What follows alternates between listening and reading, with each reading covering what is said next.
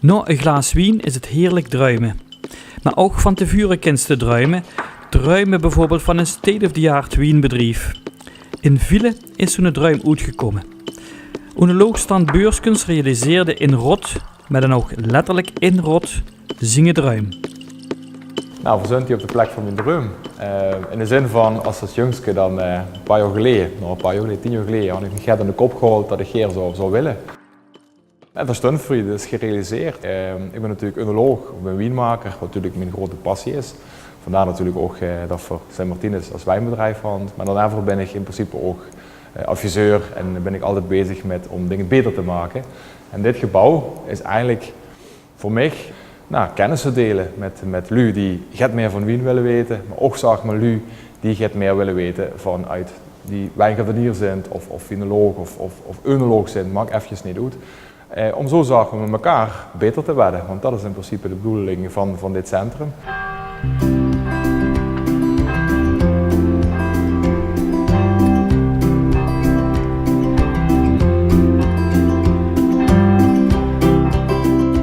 Als ik een gebouw ga neerzetten, dan wil ik een gebouw zo inpassen in de natuur dat het natuurlijk is. Dat u binnenkomt en eigenlijk niet verwachten dat het hier ligt. Als je hier rondloopt, is er natuurlijk een mooi stukje Limburg, maar ook zeg maar, is er over nagedacht. In de zin van milieubewust, dus omgaan met water, 90% van het water wordt teruggewonnen. Omgaan met elektriciteit, bijvoorbeeld voor de aardwarmte, voor de ledverlichting, voor de zonnecollectoren. Betekent dat we in principe er zo voor gunt dat we eigenlijk zo weinig mogelijk energie verbruiken. Want dat vind ik heel belangrijk.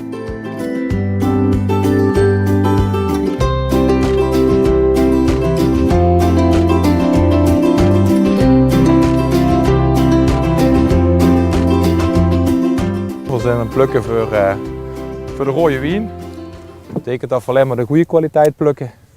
Dat we alles eigenlijk even checken of alles zeg maar, goed is voordat de bak in gaat.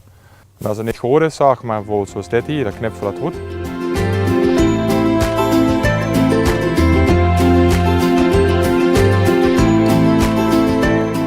Opvallend zijn de vuursteng en de kiezels in de ondergrond. En dat zie je ook terug aan de puil die de drui dragen. Die stond niet allemaal even diep. Het had te maken met dat ze dan, dat is de kiezelraks, hè? Dus dat ze dan in principe niet meer kan doorgraven. Want dit gezat hier, dat was wel grappig, want ik geloof 13 diamantboren zijn voor kwijt geraakt. Zo helle, zoveel stink zit hier in de grond. Zo. Als je iets boren, is alleen maar.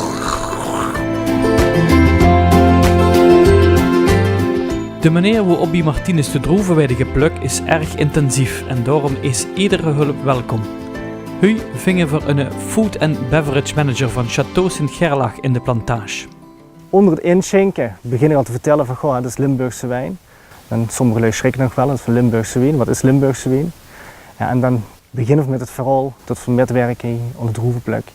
En het verhaal van de wijnboer zelf, Martinus. En dan zie je de gast algans een ander gezicht optrekken. En op het moment dat je de glazen volgeschonken hebt en de vraag is dan van goh, proef mens. En dan zie je die glimlach op het gezicht en dan weet je van dat is het goed.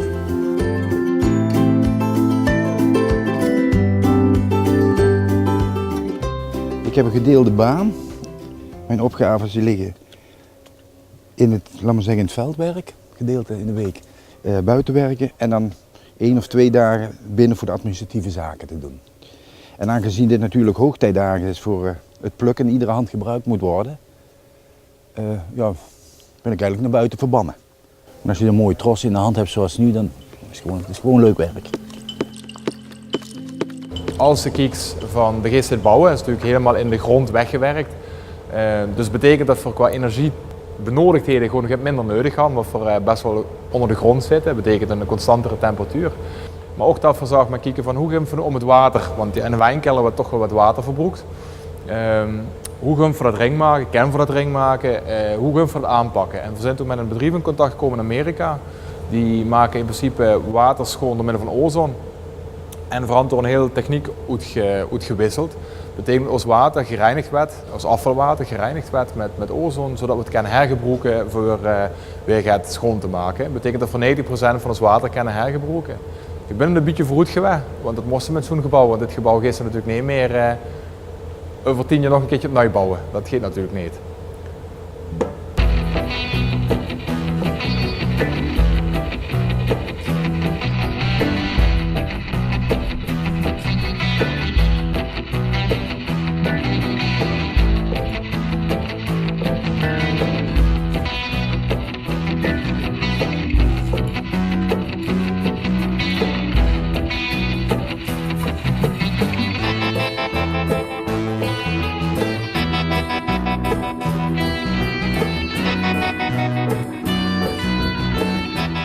Als we hier zagen plukken, dat is best wel, daar zijn we best wel lang mee bezig. We proberen meestal zo begin voor half september met de vroege rassen, maar dat gaat dan door, gelijk aan het seizoen natuurlijk, tot eigenlijk eind oktober. En voor werken we een vast team, dus schidderingen weten wat we moeten doen, hoe we moeten selecteren. En vooral dan 2 keer een plukkersweekend, waar we dan met alle lui die het leuk vinden, dan vinden we natuurlijk veel geselecteerd, zodat lui alleen maar eigenlijk, kunnen metplukken. Dat is eigenlijk hetgene wat we hier doen.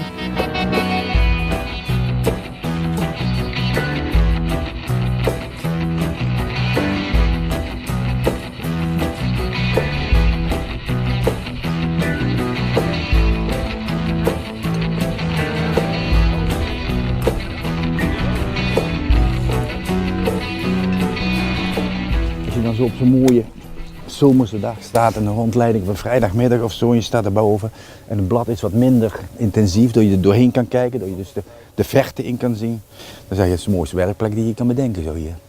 Tenminste, ik weet nauwelijks beter. Hè?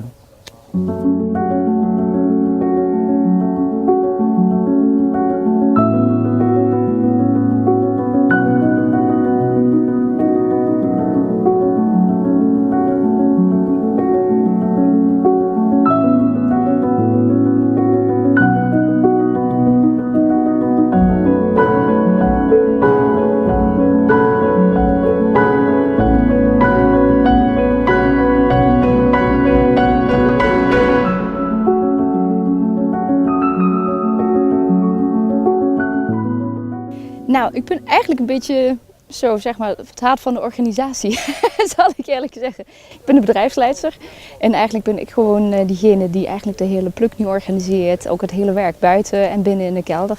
Dus ik stuur gewoon de ploeg aan. Ik ben degene die gewoon het planning doet. Wat het materiaal betreft, wat mensen betreft, volgorde van plukken en zo allemaal.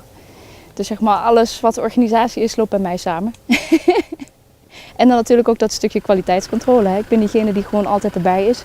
Loopt dat die dingen goed uitgevoerd worden. En dat ook alles zo loopt als wij ons dat wensen.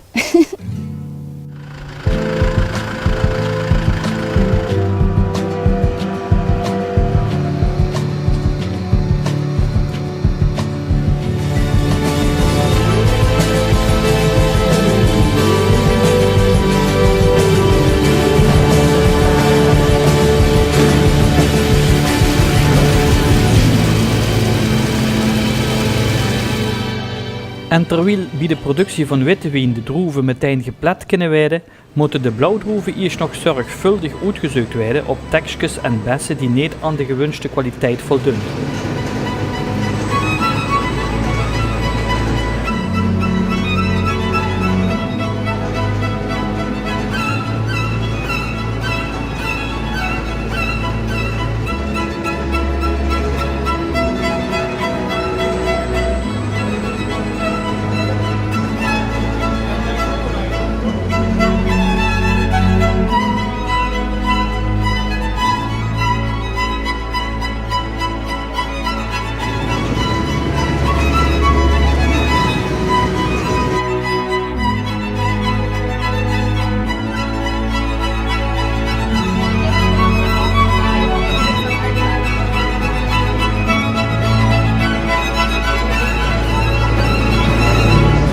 de geukste.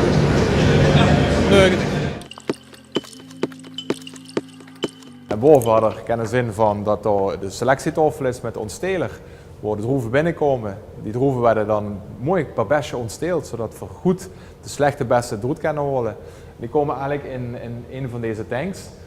In deze tanks kunnen we zowel koel als verwarmen, kunnen we alles instellen. Hè. Hier kennen ze nog zin, dus we kunnen hier mooi alles programmeren van wat we willen.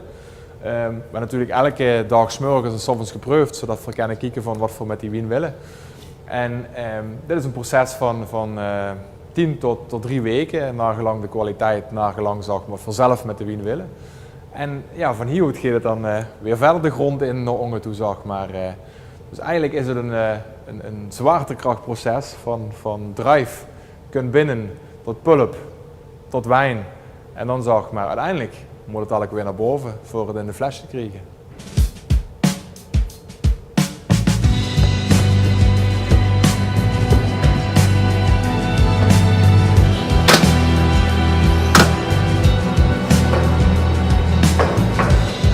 We persen nu de druiven die we gisteren hebben geplukt.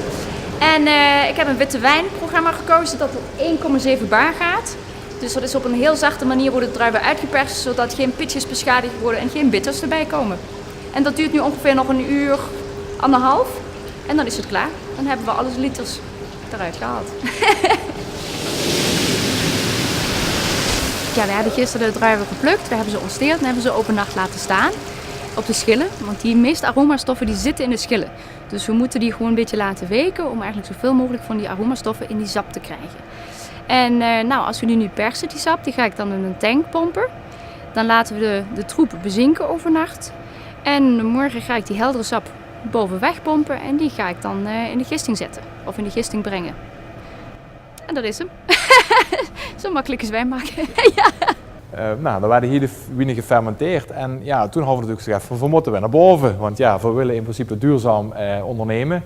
En ja, om van hier weer 16 meter naar boven te gaan pompen, dat gaat niet werken. Dus Hanfer in principe, hieronder zit mijn veer en zo noemen we dat dan.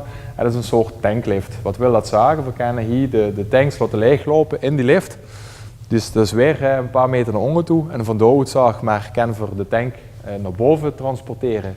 En dan weer met zwaartekracht laten leeglopen, zodat we eigenlijk over de hele verdiepingen zeg maar eigenlijk geen pompgangen gebruiken. En dat is zeg maar weer aan de ene kant energie, maar voor ons het allerbelangrijkste en geen kwaliteitsverlies.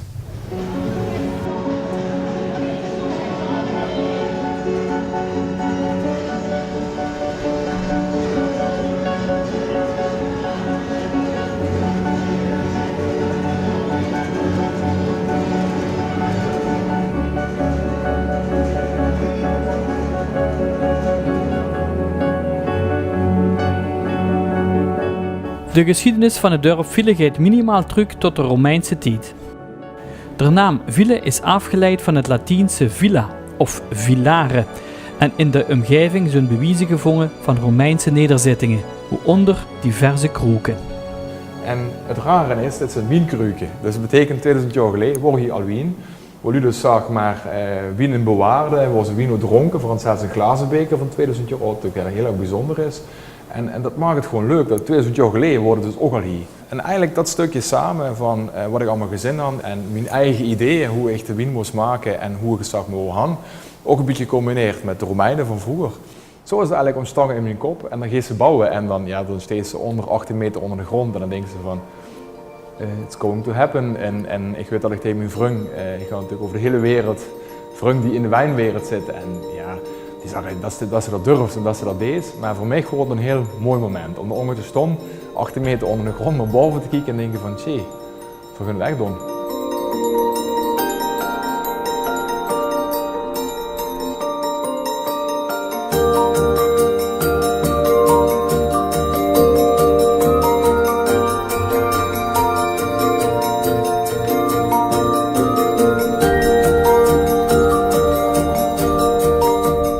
We maken in principe witte wien, mousserende wien en zeg maar rode wien. Dat is best wel toch wel een beetje uniek voor Nederland en België om het alle drie te maken. Wat leuk voor het team is dat we best wel internationale erkenning kregen, dat we best wel wat gouden en zilveren medailles hadden gewonnen in de afgelopen tijd. Maar het allerbelangrijkste is dat jullie gewoon lekker moeten komen proeven om te kijken of het lekker is.